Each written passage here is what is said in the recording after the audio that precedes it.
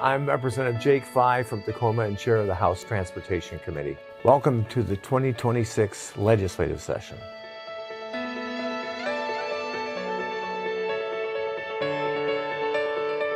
Well, I think it's like every year, sometimes you can predict ahead of time, sometimes you can't, but I can talk a bit about what things that I'm aware of and that we're working on.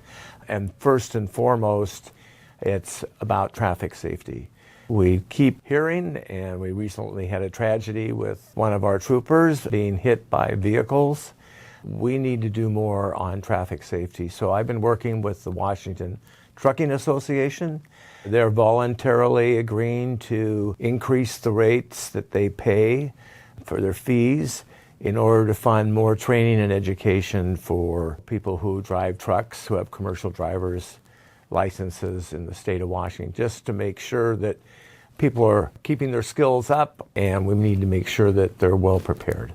Also, a big one for me, we've been taking a look at how we're going to best upgrade our Washington State ferry system. As it turns out now, because the policy tends to be towards electrification of new vessels and conversion to electricity of existing vessels, very expensive. We've had cost increases, and there are other alternatives.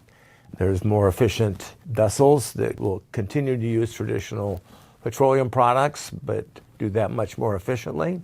There's discussion about whether to move to some more passenger ferries and not be as reliant upon large vessels. We've undertaken all of this because, as it looks right now, we'll run out of sufficient money for capital improvements within the next 4 or 5 years. My hope is that we get ahead of this and make some decisions about how we can best provide the quality of service that people expect, that are dependent upon the ferry system, but also one that is affordable given all the other transportation needs we have in the state. We're going to focus on preservation and maintenance. There we have really learned our lesson each and every year more.